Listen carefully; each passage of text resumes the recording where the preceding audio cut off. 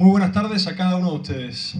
En nombre del decano de la Facultad de Derecho de la Universidad Austral, le doy la bienvenida a cada uno de ustedes al acto de presentación del libro Historia de la Corte Suprema Argentina, 1863-2013, obra colectiva dirigida por el doctor Alfonso Santiago y de la que también han sido coautores los doctores Héctor José Tanzi, María Rosa Pugliese, Ezequiel Abásolo, Astrid Clausen, Martín Ollanarte, Juan José Luna, Manuel García Mansilla, José Diegues y Alberto Bianchi. La coordinación de la edición de la obra estuvo a cargo del doctor Luciano Calero Barceló. El libro ha sido recientemente publicado por la editorial Marcial Pons. Agradecemos muy especialmente la presencia en este acto del ministro de la Corte Suprema de Justicia de la Nación, doctor Juan Carlos Maqueda, de la senadora nacional por la provincia de San Luis, doctora Liliana Negre de Alonso, de los jueces del Tribunal Superior de Justicia de la Ciudad Autónoma de Buenos Aires, doctores Ana Conde y José Osvaldo Casás, del juez del Superior Tribunal de Justicia de la provincia del Chaco, doctor Rolando Toledo, del juez Gabriel Unrein, presidente del Colegio de Magistrados de la Ciudad de Buenos Aires e integrante de la Junta del Gobierno de la Federación Argentina de Magistrados, de secretarios y funcionarios de la Corte Suprema de Justicia de la Nación, del presidente de la Academia Nacional de Derecho y Ciencias Sociales de Buenos Aires, doctor Gregorio Badeni, del decano de la Facultad de Derecho de la Universidad del Salvador, Carlos Salvadores de Arzuaga. Para referirse a la nueva obra, hablarán los académicos doctores Víctor Tau Anzoátegui, Alberto Bianchi y Alfonso Santiago. El académico doctor Víctor Tau Anzoátegui es doctor en Derecho y Ciencias Sociales. Ejerció su labor docente en la Facultad de Derecho y Ciencias Sociales de la Universidad de Buenos Aires, en los comienzos como profesor de Historia de las Instituciones Argentinas y luego como profesor titular de Historia de las Instituciones Argentinas y profesor titular de Historia del Derecho. Es investigador emérito del Consejo Nacional de Investigaciones Científicas y Técnicas, miembro titular de la Academia Nacional de Derecho y Ciencias Sociales de Buenos Aires, miembro de número de la Academia Nacional de Historia. De esta última fue presidente entre el 94 y 1999. Es director del Instituto de Investigaciones de Historia del Derecho y de la Revista de Historia del Derecho. Ha publicado en libros, obras colectivas y revistas más de un centenar de estudios sobre temas de historia del derecho y de las instituciones argentinas y americanas.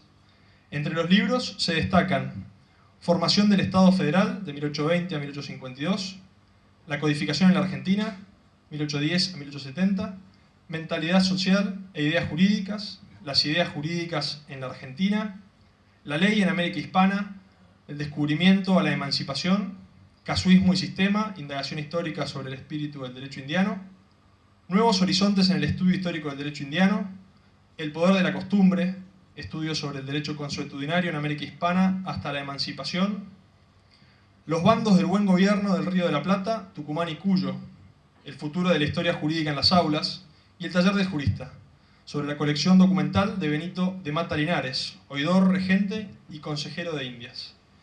En coautoría con el doctor Eduardo Martiré, publicó el Manual de Historia de las Instituciones Argentinas en 1967, con nuevas ediciones posteriores, la última de las cuales es la octava, ampliada y actualizada, aparecida en 2012. Es miembro de los consejos científicos de revistas de la especialidad del país y del extranjero, director de tesis doctorales, investigador responsable en varios proyectos de investigación financiados por la Agencia Nacional de Promoción Científica y Tecnológica. Le concedemos la palabra al doctor Tau Anzoátegui.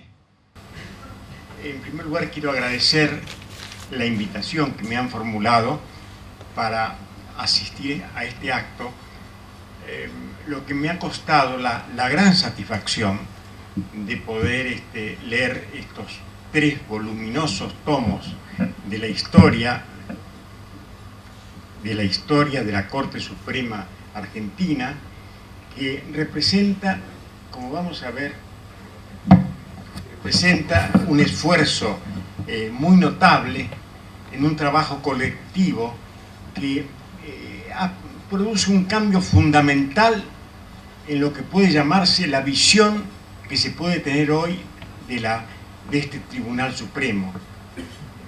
Comentábamos ahora, hace poco, con el doctor Maqueda, cuando el doctor Bianchi, antes de llegar a esta sala, que la Corte ha ido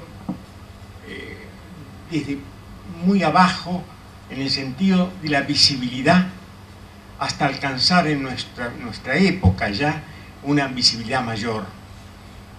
Y esto viene a constituir, esta historia que se publica ahora, viene a constituir entonces la culminación de un esfuerzo de los historiadores del derecho, de los historiadores constitucionales, de los juristas constitucionalistas y también de historia política, viene a constituir, yo diría, un trabajo colectivo que va a dejar sin duda una huella fundamental en el futuro conocimiento de la historia de la Corte, tanto en lo que puede llamarse el mundo de los juristas propiamente dichos, el mundo de los que tienen que pleitear ante la Corte, por hablar del pragmatismo judicial, hasta todos aquellos que quieren conocer el funcionamiento de un tribunal de esta jerarquía en la Argentina.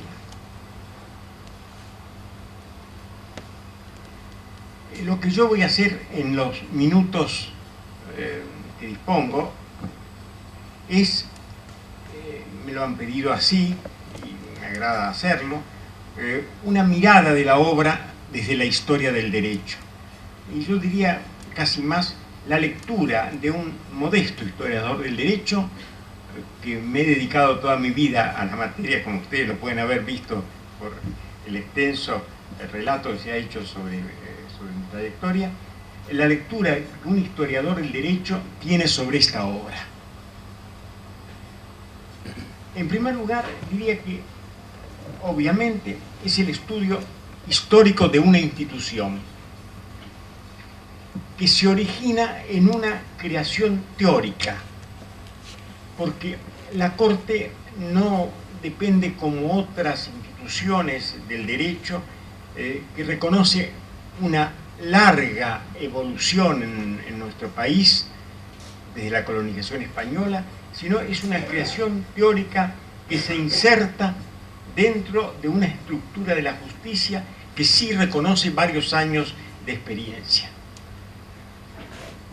La introducción de este modelo tuvo su esfuerzo, pues, porque tuvo que encontrar a unos primeros líderes o conductores dentro de la Corte y tuvo que pasar el tiempo para que la gente empezara a sentir que la Corte era un organismo que le interesaba la vida del país, que le interesaba a los intereses cuando estaban siendo denegados, cuando la Constitución del 1853 empezaba también en su fase de desarrollo. Todo eso costó mucho tiempo. Y ahí que podemos hablar de un periodo de cierta invisibilidad de la Corte hasta llegar a la época actual. Y lo mismo pasó con su historia.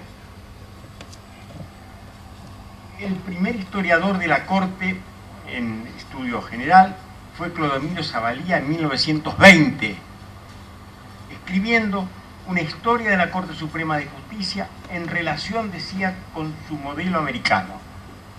Hoy la miramos como una historia, como un trabajo interesante, pionero, pero débil.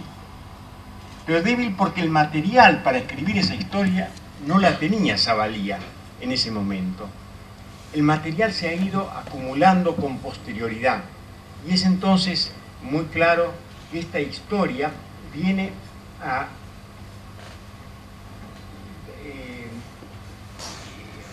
ser, como llega hoy hasta el presente, 150 años de vida, para afianzar la vida misma de la institución.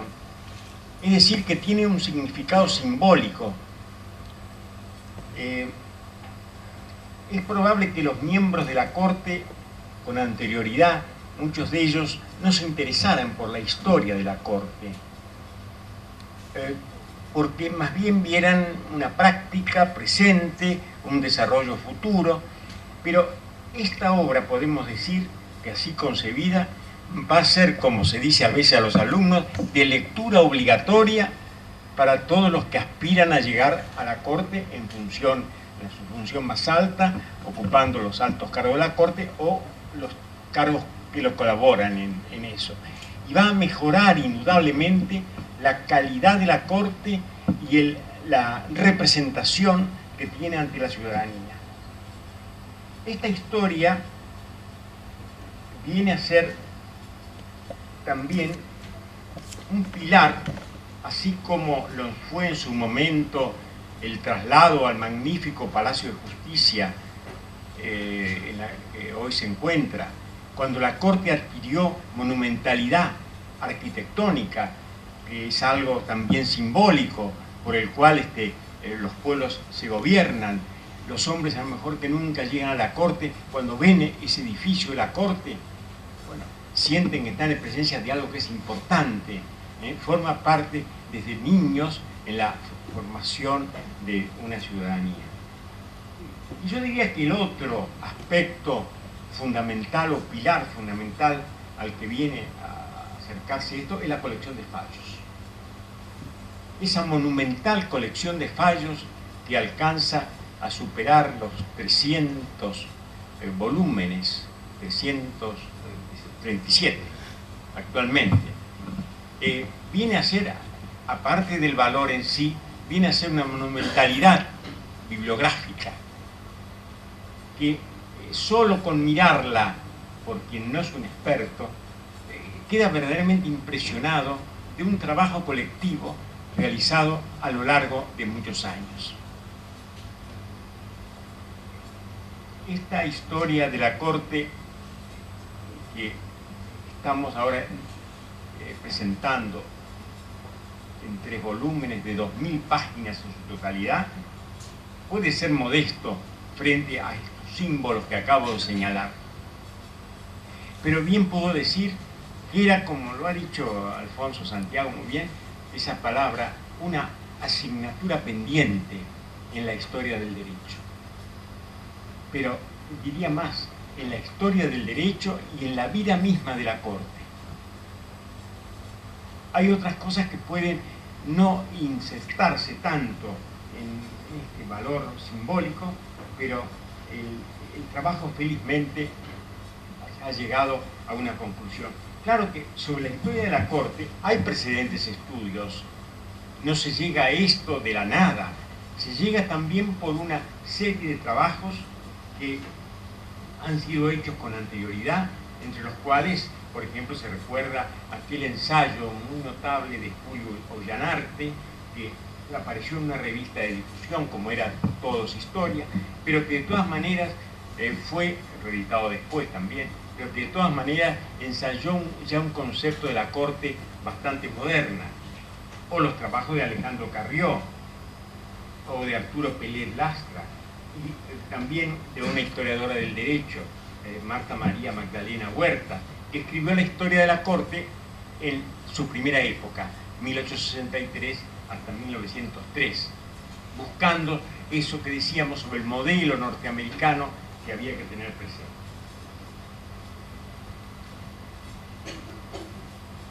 Esta historia de la Corte aparece en 3 volúmenes, que lo habrán visualizado ustedes ya, y está muy bien establecido esos 3 periodos iniciales, que puede ser ese vuelo de pájaro sobre la historia de la Corte. El periodo de la llamada la continuidad institucional entre 1853 y 1947, abarca un tomo. El segundo tomo es del año 1947 a 1983 y se le llama también el periodo de la discontinuidad institucional. El tercero, del año 1983 hasta el 2013, una fuerte llegada a la actualidad, abarca lo que se denomina el periodo de la restauración democrática.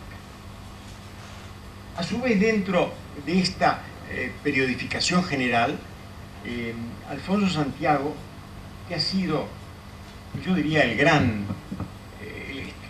el gran estimulador de este trabajo, desde hace varios años nos viene hablando que va a ser una historia de la corte, que la va a dividir en determinadas etapas, que cómo se va a dividir, son trabajos de él ya muy conocidos, y que en algún momento alguien pudo pensar si llegará a ser la historia de la corte, Alfonso de Santiago. Supongo que esas cosas siempre a veces se piensa, ¿llegará o no llegará? Pues ha llegado, y ha llegado muy bien. Ha llegado con un trabajo que es excelente y modesto al mismo tiempo.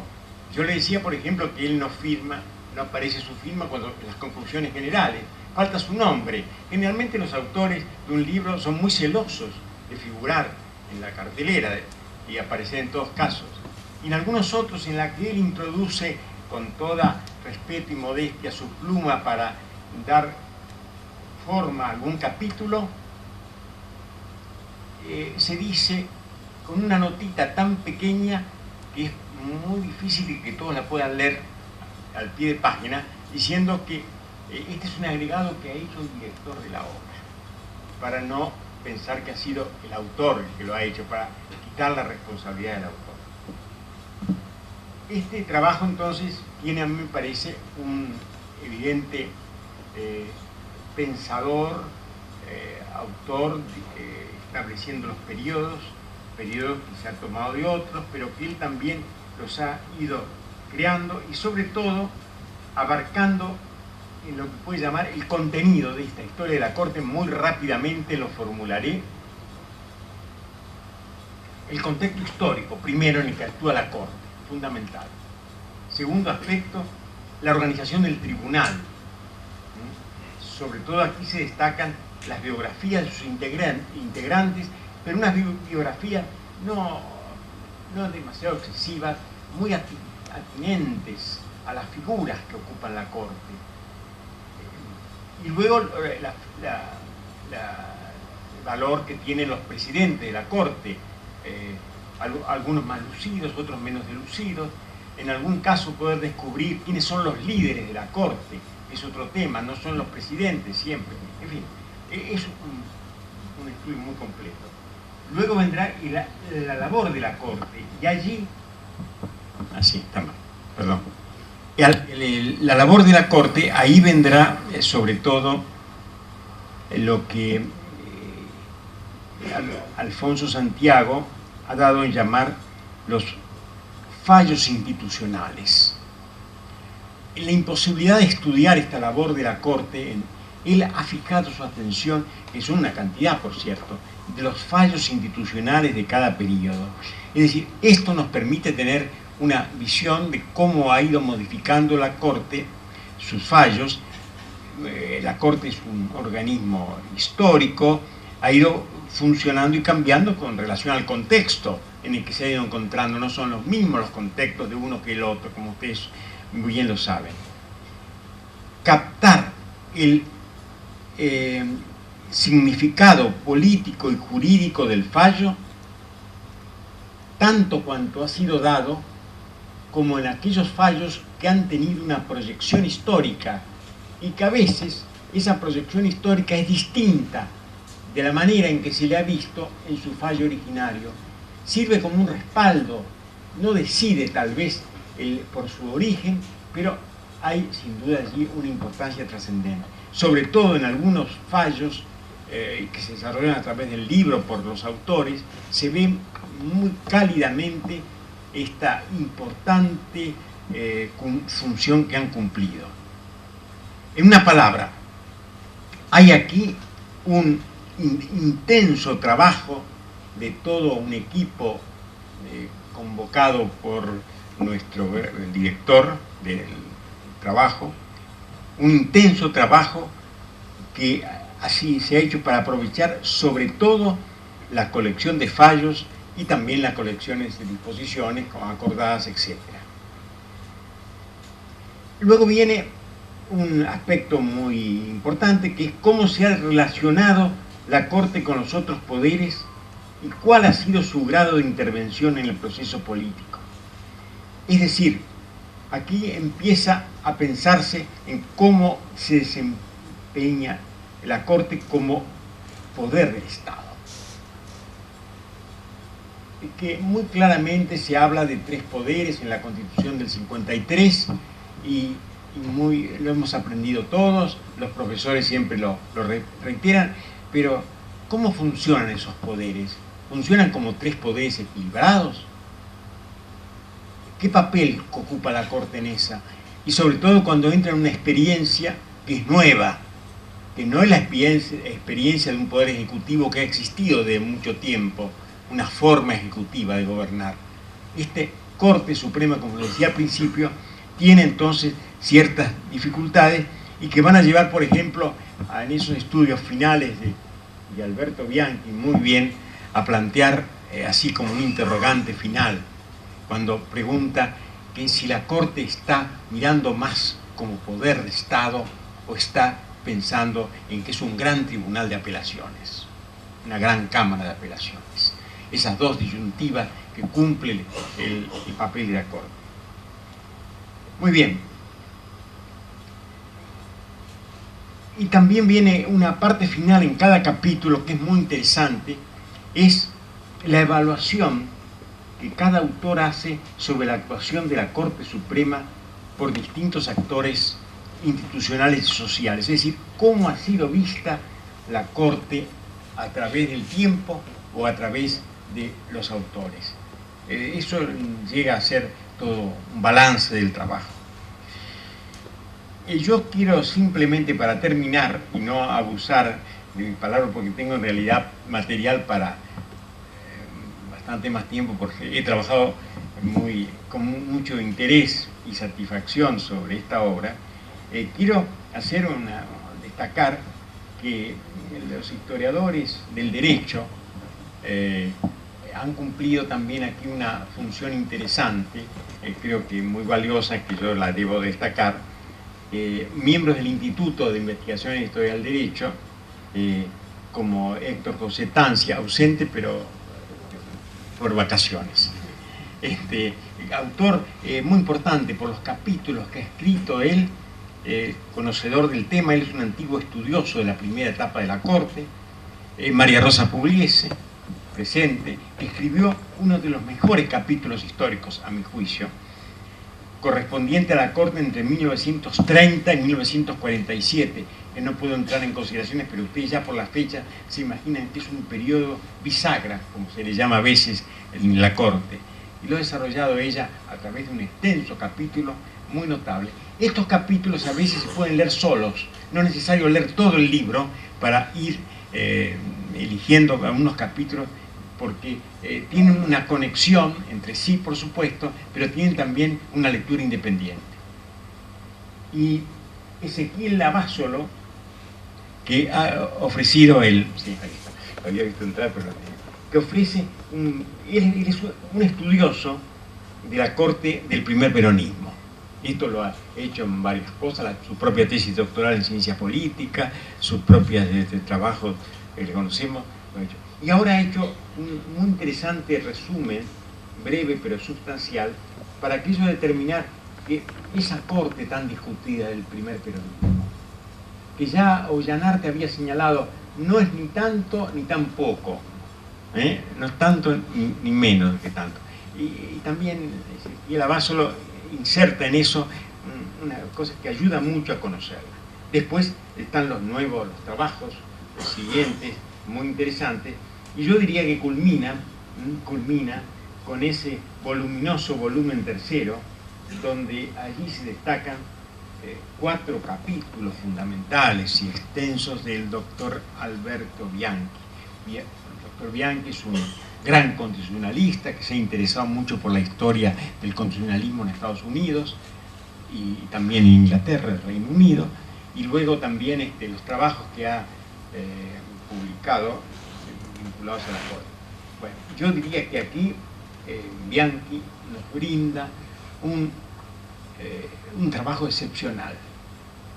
Un trabajo excepcional que empieza preguntándose, y con mucha razón, si lo que yo voy a hacer, dice, es crónica o historia. Porque está hablando no del año 83, está hablando del 2003, empezando con el 2003. está hablando de un periodo claramente inconcluso desde el punto de vista político. Y hay en él juicios muy valiosos, muy críticos, pero muy fundados, pero sí con un gran respeto intelectual, en la que cada uno podrá también leerlos así independientemente de los otros, disentir o asentir, pero desde luego ese trabajo a mí me parece que tal vez hubiera podido alguien pensar que no se incluía en una historia de la Corte, que la historia de la Corte terminaba en el 2003. No hubiese estado tampoco desasestado y no se hubiera podido hacer una crítica. Pero esta contribución que hace el doctor Bianchi a mí me parece fundamental. Fundamental, y porque además les da la presencia a los juristas para conocer el derecho de hoy. Y bueno, creo que me he excedido, por lo menos he querido dar este panorama y agradezco mucho la paciencia de todos ustedes.